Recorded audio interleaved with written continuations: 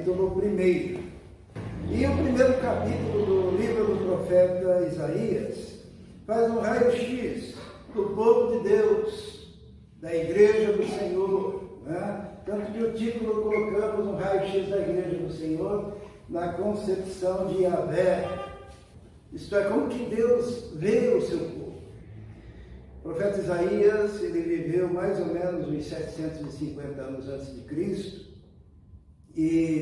mas o povo de Deus, que era aquela nação, já era um povo tocado pela revelação do Senhor. E é algo interessante isso, que aparece nesse primeiro capítulo, e nós vamos pensar um pouquinho, né? Eu fico imaginando o profeta Isaías lá naquela época, que era uma época de relativa paz no meio do povo de Deus. Era uma época em que os inimigos armados do povo de Deus, os exércitos, estavam em outros lugares. Então foram décadas de uma certa tranquilidade no meio do povo. Eu fico imaginando o profeta Isaías tranquilo, caminhando no meio do povo, nas ruas de Jerusalém, satisfeito, né? Porque via que tudo estava funcionando, o povo estava indo para o templo, os sacrifícios estavam sendo oferecidos, os sacerdotes estavam cumprindo as suas funções, o seu trabalho, estava tudo em paz. O povo no templo erguia suas mãos em adoração, e aqueles que eram responsáveis pelo incenso estavam oferecendo um incenso ao Senhor, e o povo orava, e o povo buscava a Deus, até que tudo isso, de alguma forma, é modificado na concepção do profeta, mediante o fato dele ter tido uma visão de Deus. E essa visão que aparece logo ali no começo, né? A princípio, o profeta estava com uma percepção assim circunstancial, natural, talvez a mesma percepção que nós temos quando andamos pela cidade e encontramos uma igreja em cada esquina, e o povo indo para a igreja no domingo, e os jovens indo para a igreja no sábado, e fazendo as suas atividades, de reunião de oração. Então, uma percepção descuidada do que estava acontecendo, depois de tanto tempo de tranquilidade. Porém, quando a gente olha bem, hoje em dia, pelo menos na minha percepção, eu vejo que há um certo enlouquecimento no meio do mundo evangélico. Me parece assim uma certa degeneração até da mente. Eu fico preocupado com isso. Acho que todos nós já vimos algum nível de esquisitice no nosso meio, né? Às vezes ficamos até envergonhados. Às vezes as pessoas perguntam, mas os crentes fazem isso? E a gente fica até com vontade de dizer assim, não, eu não faço e o pessoal ali da igreja que eu participo não faz. Mas é tanta gente fazendo tanta esquisitice. E a gente fica pensando, o que será que aconteceu nas últimas décadas, né? Além, esses dias um jovem me mostrou perguntas que chegam até um pastor, desses pastores midiáticos, né?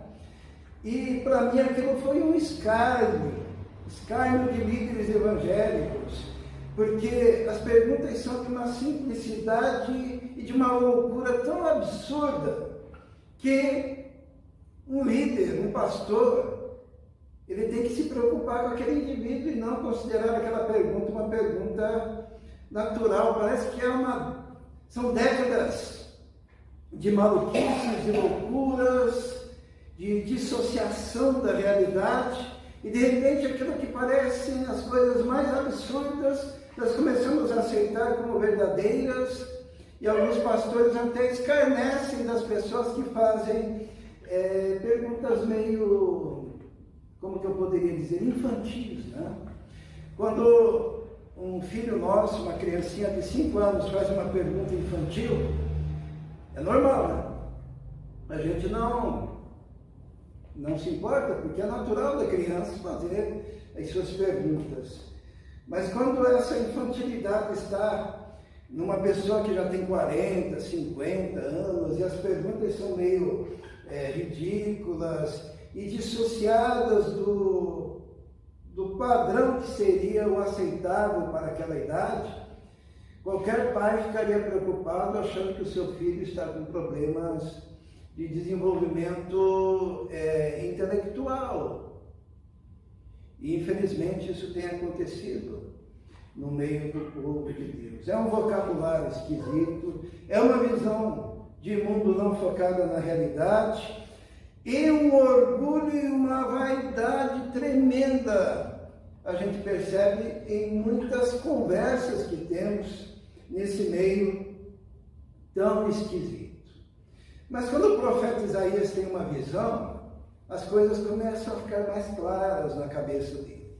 Aquilo que ele percebia no meio do povo, ele viu, opa, não é bem assim. O povo está cantando, o povo está louvando, o povo está indo para o templo, o povo está sacrificando, o povo está orando, o povo está levantando as mãos, fazendo as suas coreografias, mas a visão de Deus daquele povo era uma visão um pouco diferente. Então o livro do profeta Isaías começa assim: visão de Isaías, filho de Amós, que ele teve a respeito de Judá e Jerusalém nos dias de Uzias, Jotão, Acás e Ezequias, reis de Judá.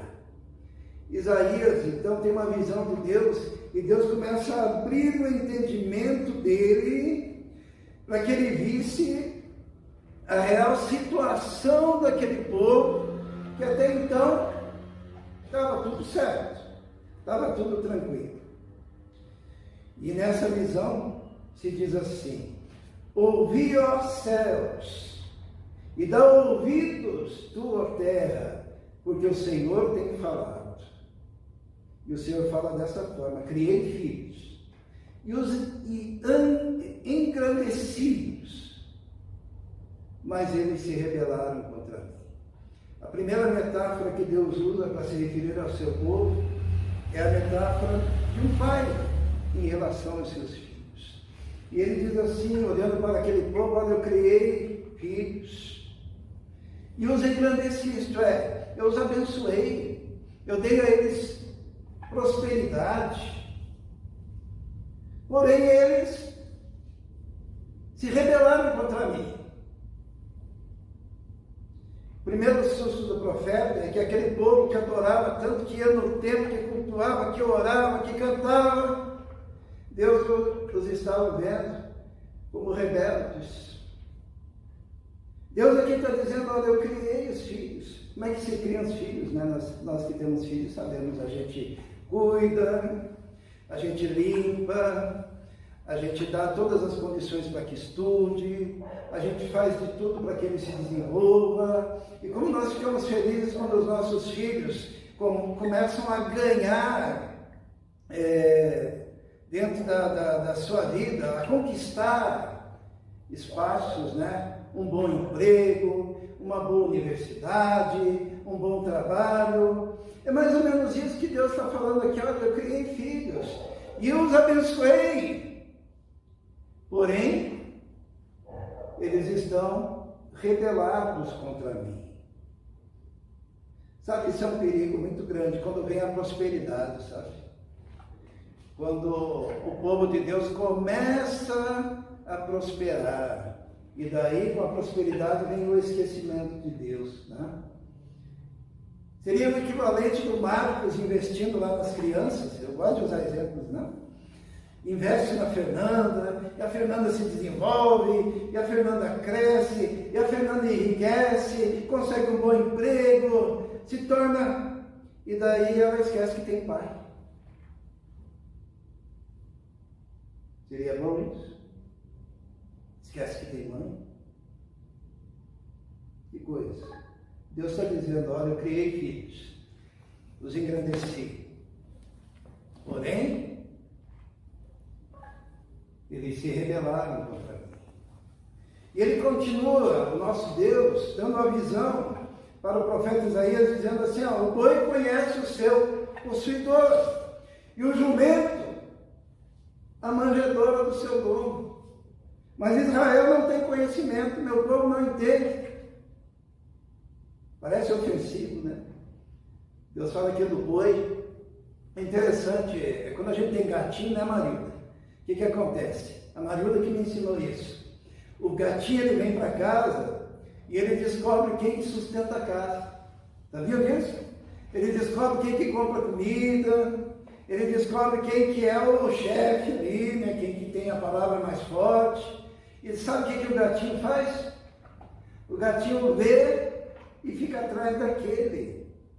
E mia, e quer carinho, quer deitar do ladinho, vem no colinho. Por que será? Gabriel está dizendo que vai com ele, né? Não. Mas aí, o Senhor está falando a mesma coisa. O próprio boi, ele sabe quem o alimenta. O próprio boi, ele sabe quem que é o seu dono, quem que cuida dele, quem que o leva a bom pasto. E o jumento sabe aonde que é a manjedoura do seu dono. Este é o lugar onde ele dorme, o lugar onde ele consegue comida. E Deus está falando que os animais conhecem, reconhecem quem cuida deles. Mas o meu povo não tem conhecimento. O meu povo não entende. Ele está dizendo, olha, esse meu povo, ele está pior que o boi, ele está pior que o jumento, ele está me tratando pior do que um animal cuida ou considera o seu proprietário, o seu cuidador. Falta conhecimento e falta entendimento no povo de Deus. Deus está até dizendo que o boi tem mais entendimento e conhecimento, e o jumento também, do que aquele povo. E continuai, nação pecadora, povo carregado de iniquidade, descendentes de malfeitores, filhos corruptores, deixaram o Senhor, blasfemaram do Santo de Israel, voltaram para trás. Eu creio que o profeta Isaías levou um choque, né? Ele devia pensar, eu pensei que estava tudo certo, eu pensei que estava tudo bem, o povo está lá adorando, o povo está no templo, o povo está cultuando, mas o Senhor está dizendo, eles me deixaram, eles blasfemaram, eles voltaram para trás. E o Senhor chega a dizer assim, por que seríeis ainda castigados, se mais vos rebelaríeis? O que Deus está dizendo? Deus está dizendo que Ele já tinha permitido algumas situações de castigo, de disciplina, para ver se o povo voltava. E Deus está falando, porque seríeis castigados, se mais vos rebelarias. Isto é, Deus está falando, já chegou no limite, já existe uma insensibilidade nesse povo, a tal ponto que mesmo quando eu aperto e os repreendo, eles não sentem, porque toda a cabeça está enferma e o coração está fraco. O Senhor diz, olha, a mente desse povo foi corrompida, pervertida e está doente. E o coração, que seria o espírito daquele povo, está fraco. Desde a planta do pé até a cabeça, não há nele coisa sã. Feridas, inchaços e chagas podres, não espremidas, nem ligadas, nem amolecidas com óleo. Aos olhos de Deus, aquela sociedade que era o seu povo, estava numa situação deplorável. No entanto, o culto continuava, o louvor continuava, as orações continuavam, a coreografia do culto continuava, os sacerdotes continuavam, a ministração continuava, mas a cabeça estava doente por falta de conhecimento e entendimento, e por causa das sequelas de uma dieta, de uma religiosidade destrutiva. E quando Deus olha aquele adorador, ele via um paciente terminal, um doente para o qual não havia mais remédio, e que não se permitia ser tratado, porque nem sequer ele estava enrolado por faixas, então não estava ligado, e nem sequer ele queria remédio para que as suas feridas fossem saradas, e nem sequer ele queria que fosse espremida a ferida, para que saísse aquele pus. Não tinha consciência da própria doença. E Deus já estava vendo que em decorrência disso, haveria assolação, destruição nas cidades, que aquele período de paz seria interrompido por terríveis consequências do distanciamento de Deus. E Deus diz assim: eu vejo a Sião, o meu povo, como uma cabanazinha na vinha, como uma choupana no pepinal, como uma cidade sitiada. E sabe como é que aquele povo se via? Como um povo poderoso, numa mansão, conquistando terras, naquele período de paz e prosperidade. Mas Deus via diferente. Ele diz assim: se o Senhor dos Exércitos não nos tivesse deixado algum remanescente, já como Sodoma seríamos, e semelhantes a Gomorra. Então pega a imagem daquelas cidades que foram destruídas por causa da iniquidade do pecado, e diz: olha, se não fossem os remanescentes, alguns que estão no meio desse povo, o povo seria Sodoma e Gomorra, destinados à destruição. Ouvi a palavra do Senhor, vós, poderosos de Sodoma, e dai ouvidos à lei do nosso Deus, ó povo de Gomorra. Aqui está sendo usada essa figura de Sodoma e Gomorra para se referir àquele povo. E quando fala poderosos de Sodoma, está se referindo aos líderes, está se referindo aos sacerdotes, está se referindo àqueles que estavam em posição de destaque. E quando diz assim, ó povo de Gomorra, está falando do povo que precisava se conscientizar, que precisava buscar a Deus novamente. O raio-x então é assim: uma intensa atividade religiosa, frequência aos lugares de culto, ofertas, incensos, festas, ajuntamentos, assembleias, reuniões, manifestações coreografadas, orações. Mas Deus olha e diz assim: de que me serve a mim a multidão dos vossos sacrifícios? Diz o Senhor: já estou farto de holocaustos de carneiros e da gordura de animais cevados. Nem me agrada do sangue de bezerros, nem de cordeiros, nem de bodes.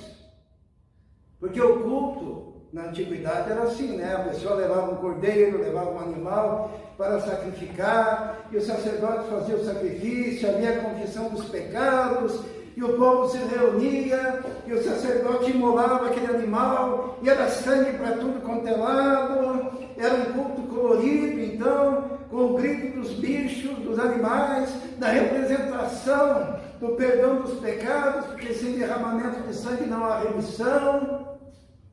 Tudo aquilo que era preceito do Velho Testamento estava acontecendo. Mas Deus diz: para que me serve isso? A multidão dos vossos sacrifícios. porque havia uma intensidade, uma intensa atividade religiosa. Era uma multidão de sacrifícios no meio daquele povo em pecado.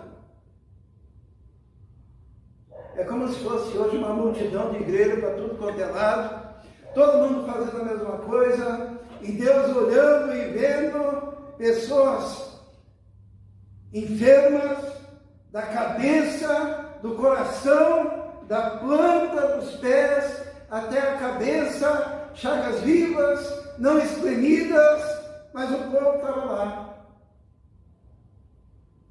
E Deus continua dizendo: quando vindes para comparecer perante mim, quem requereu isso das vossas mãos, que viessem pisar os meus átrios? Isto é, se havia iniquidade, se havia o pecado não arrependido, não confessado, se não havia sequer a consciência da situação espiritual, Deus, olha, quem que pediu isso para vocês? Que viessem pisar os meus átrios? Não continueis a trazer ofertas vazias. O incenso, que é símbolo da oração, para mim é abominação. As luas novas, os sábados, a convocação das assembleias, não posso suportar a iniquidade, nem mesmo a reunião solene. Tudo estava do mesmo jeito. O culto continuava, a reunião solene, a assembleia, a convocação, sábados, luas novas, dias de festa. Hoje seria a igreja comemorando Páscoa, Natal, comemorando as atividades religiosas, fazendo a ceia do Senhor, e o povo lá cantando e tal, e Deus olhando e desagradando daquilo. O profeta diz: olha, as vossas luas novas, as vossas solenidades, a minha alma as odeia, já me são pesadas, já estou cansado. Quando a gente contrasta, né, com a sensação que tinha o profeta Isaías de que estava tudo bem, né? E às vezes nós mesmos somos enganados. Quantas vezes eu já fui criticado quando falavam assim: poxa, mas está vendo pelo em ovo, né? Deixa. Se eles estão fazendo lá maldição hereditária, o outro grupo lá está fazendo demônios territoriais, o outro grupo ali está orando para nascer dente de ouro, o outro grupo o pastor sopra e todo mundo cai no chão, e outro grupo o pastor cospe dentro da boca, né? Toma uma água e manda os fiéis abrir a boca, ele vai lá e cospe, está tudo certo, cada um tem o seu jeito de cultuar, mas o Senhor olha. Tem até um texto que numa versão aparece assim, quando diz assim: já estou farto, a expressão significa: já estou com vontade de vomitar. Deus falando isso, devido ao asco em relação àquela situação. As vossas luas novas, as vossas solenidades, a minha alma as odeia. Já me são pesadas, já estou cansado de as sofrer. Por isso que nós estamos falando hoje, irmãos,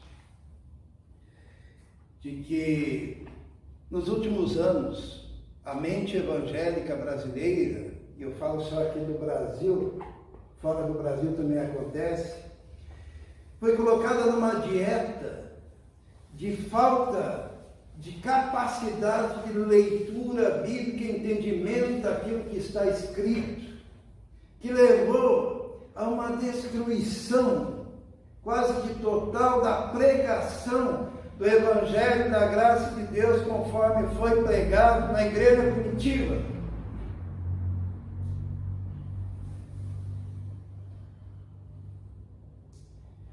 Falei agora do escárnio de líderes que praticamente zombam da doença mental do povo. Isso denota a falta de misericórdia. Quantas pessoas perturbadas, Quantas pessoas vendo demônios em cada pilar da sua própria casa? Quanta gente sofrendo de uma profunda crise de interior espiritual, de culpa. Quanta gente sendo massacrada na obrigatoriedade de falar em línguas, porque considera que aquilo, sim, é um testemunho de que Deus está nele. Quanta gente, eu tive uma vizinha aqui atrás, que ela estava feliz da vida porque o cachorro dela latiu de uma forma diferente, e ela dizia que era o Espírito Santo me dando o dom de línguas. Dou graças a Deus que ninguém ri. Porque muitos líderes estão escarnecendo dos problemas mentais do povo. Além de ter se modificado a estética da igreja, a construção de uma estética cultural semelhante a programas de auditório. Pastores Gugu, pastores Silvio Santos, pastores Faustão. Construção de uma estética litúrgica semelhante a espetáculos musicais, com luzes, fumaça e astros no palco. Uma estética ministerial baseada em estereótipos também. Tem o pastor stand-up comedy, que ele vai na igreja para contar piada. Tem o pastor pentecostal de fogo, né, que é uma estética que se construiu desde o movimento pentecostal, que data de 100 e poucos anos, aonde se o cara não estiver espumando pela boca, pelos cantos, aquela coisa branca, e ele berrando aos braços, aquilo não é espiritualidade, não consegue falar num tom amém. Pastor mestre de cerimônia, e o pior é o pastor tipo médium espírita, né, que parece que está recebendo algo, quando na verdade, com sobriedade, a palavra de Deus deve ser pregada. Lá em Apocalipse, na igreja de Laodiceia, era uma igreja que também não conseguia se enxergar, porque dizia, rico sou, estou enriquecido, de nada tenho falta. E o Senhor olha para ela e diz, você não sabe que é miserável, que é cego, que é nu? Aconselho-te que compre ouro, que compre colírio para os seus olhos. E daí o Senhor diz para aquela igreja, sabe o que? Eis que estou à porta e bato. Porque ele estava do lado de fora e ele disse, se alguém abrir a porta, entrarei. E a consequência disso diz assim, por isso, quando estendeis as vossas mãos, escondo de vós os meus olhos, e ainda que multipliqueis as vossas orações, não as ouvirei, porque as vossas mãos estão cheias de sangue. É uma coisa interessante, mãos cheias de sangue, mas aquele povo parecia que estava tudo normal, tempos de paz. Por que as mãos estavam cheias de sangue? Tem muita gente que fala que aqui eles cometiam assassinatos, cometiam crimes assim, mas as mãos estavam cheias de sangue porque eles iam para o templo sacrificar. E era aquela situação dantesca de muito sangue de animais e de cordeiros, e aquela adoração. E daí eles saíam de lá com as mãos sujas, com o corpo sujo de sangue, que era o sangue do culto deles, um culto desprovido da verdade, um culto desprovido da razão, um culto desprovido da palavra de Deus, um culto que não agradava a Deus, um culto que Deus olhava e dizia, estou sentindo náusea. Por isso que diz aqui, olha só, as mãos cheias de sangue, depois de falar do pecado dentro do templo, e daí diz, lavai-vos, purificai-vos, tirai de vossos atos, tirai a maldade de vossos atos diante de mim, diante dos meus olhos. Cessai de fazer o mal. Fazer o mal ali, sabe o que era? Fazer o mal era aquele tipo de adoração. E lavar é se limpar do sangue profano que ofereciam, porque ofereciam conforme a cartilha, mas o coração estava longe de Deus. E o profeta fala em nome do Senhor: aprendei a fazer o bem, procurai o que é justo, ajudai o oprimido, fazei justiça ao órfão, tratai da causa da viúva. Culto não adianta ser só um ritual, mas a primeira coisa é a humildade para aprender e daí começar a caminhar com o Senhor. Porque uma coisa que nós temos que aprender, de fato, o pastor Brasil sabe bem disso, né? E quando ele prega uma mensagem, ele não está pregando uma mensagem, ele é a mensagem. Quando você está cantando, você não está cantando uma música, você tem que ser aquela música de adoração. Quando você está testemunhando, não é o que você diz, você é o testemunho que está dando. Você é o Evangelho de Cristo. E daí Deus, ele faz um convite para aquele povo. Aqui eu não gosto muito dessa tradução. Ela diz assim: vinde então e argui-me, diz o Senhor.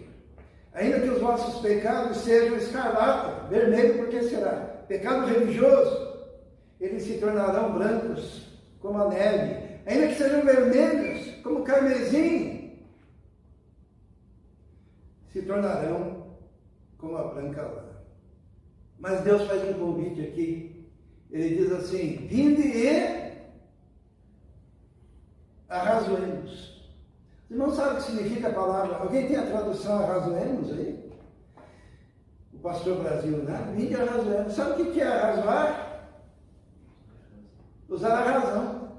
Deus está dizendo: olha, diante de tudo que eu estou vendo, eu estou convidando vocês a largar essa emotividade exacerbada e doentia que trouxe doença para a mente, que trouxe doença para o coração, que afetou o corpo de uma forma psicossomática, que alterou os parâmetros. Eu quero que vocês venham a mim e comigo usem a razão. Eu fiz uma breve pesquisa na internet, onde eu coloquei assim, o que a Bíblia fala sobre usar a razão. E 90% do que eu encontrei foram pessoas dizendo que se você tem fé, você não precisa usar a razão. Que a fé vai contra a razão. Que a fé é incompatível com a razão. E Jesus, e o nosso Deus Todo-Poderoso, chama para razoar, para usar a razão. E lá no Novo Testamento, em Romanos, está escrito: rogo-vos, pois, irmãos, pela compaixão de Deus, que apresenteis os vossos corpos em sacrifício vivo, santo e agradável a Deus, que é o vosso culto racional.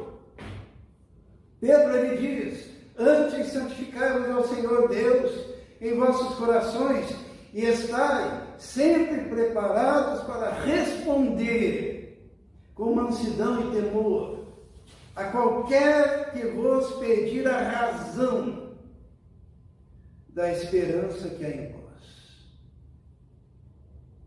É o bom senso. Por isso que a Bíblia fala repetidamente no Novo Testamento sobre uma coisa chamada sobriedade. Ser sóbrio.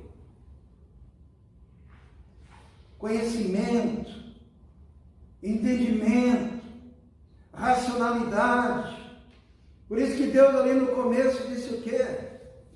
Que o boi conhece o seu possuidor e o jumento conhece a manjedoura do seu dono, mas esse povo não tem conhecimento, esse povo não tem entendimento. O culto, ele tem que ser racional. E finalmente o Senhor faz o convite, né? Se quiseres e obedeceres, comereis o bem dessa terra. Mas se recusardes e fordes rebeldes, sereis devorados à espada, porque a boca do Senhor o disse. Deus dá o diagnóstico daquela situação. Deus vai mostrando cada detalhe que lhe desagrada. Mas também Deus dá a solução para o problema. Ele diz assim: lavai-vos, vocês que estão manchados de um sangue profano, de um culto que exalta o Cordeiro, mas não é o Cordeiro de Deus, lavai-vos, porque ainda que vocês estejam vermelhos, como a escarlata, vermelhos desse sangue espúrio, ainda que os vossos pecados sejam como carmesim, se tornarão brancos, como a neve, como a pura lã. Se quiseres. Mas muitas vezes a pessoa está tão apaixonada por aquela estética emocional, falsa, destrutiva, arrasadora, que desmonta a psique humana, que destrói o coração, que ela não quer. Mas um dia Deus vai nos chamar para nós prestarmos conta de cada ato, de cada atitude. O Senhor nos deixou a sua palavra aqui. Eu acredito que cada crente tem pelo menos meia dúzia de exemplares das Escrituras na nossa nação, porque o Brasil é livre. Mas o problema é quando a gente pergunta quem já leu toda a Bíblia. Mesmo tendo 5, 10 em casa, poucos dirão, eu já li. E quando a gente pergunta como que você lê a Bíblia diz: vinde e arrazoemos. Quando o Senhor nos convida para arrazoar, Ele nos convida a estudar, a ler. Um versículo atrás do outro, com entendimento. Se quiseres e obedeceres, comereis o bem dessa terra. Mas se recusares e fordes rebeldes, sereis devorados à espada. Deus, depois ele faz algumas comparações, nós não vamos continuar, ele continua chamando aquele povo ao arrependimento, mas hoje eu queria terminar com um versículo que está lá em Hebreus, no capítulo 10, versículo 29. Quando nós nos reunimos em culto em igreja dita evangélica, nós estamos fazendo culto em torno de duas coisas, em torno do sacrifício de Jesus e da sua ressurreição. Não existe culto em que não haja a menção do sacrifício de Jesus e da sua ressurreição. E quando nós fazemos isso de forma dissociada da palavra, nós estamos pisando um terreno perigoso. O escritor aos Hebreus, no capítulo 10, versículo 29, ele diz assim: de quanto maior castigo cuidares, vós será julgado merecedor aquele que pisar o Filho de Deus e tiver por profano o sangue da aliança. Aqui se refere à nova aliança, tá? Com que foi santificado e fizer agravo ao Espírito da graça. Lugar de adoração, de culto, é lugar sagrado. aqui está o Espírito da graça. Aqui nós nos reunimos em torno da morte e ressurreição do Senhor. Por isso que é com temor, com tremor, com reverência, com a alma contrita, com o espírito moído na presença do Senhor, que nós nos reunimos diante da presença de Deus e não fazemos agravo ao Espírito da graça e não pisamos o Filho de Deus e não tratamos como se fosse profano o sangue da aliança. Que haja no nosso coração essa responsabilidade de fé diante da presença do Senhor. Eu queria terminar fazendo um apelo aos jovens. Logo lá no começo, o Senhor diz assim: criei filhos e engrandeci-os, mas eles se rebelaram contra mim. Nunca se rebelem contra o Senhor, que os tem abençoado, que tem cuidado, que tem protegido, que tem aberto as portas. Nunca troque estar na presença do Senhor em oração, lendo a sua palavra, na comunhão do povo de Deus, pelos frutos do sucesso, que com certeza vocês terão na vida. Mas o verdadeiro sucesso é andar com o Senhor e estar na presença do Senhor. E a igreja nunca troque a palavra por espetáculo. Nunca troque a palavra por caminhos diferentes, mas que não podem ser provados através de uma leitura boa das Escrituras. Fidelidade ao Senhor. Fidelidade à sua palavra. Fidelidade e compromisso com o Espírito da graça e com o sangue da aliança do Senhor, que nos cobre, que nos limpa, que nos perdoa, que nos salva.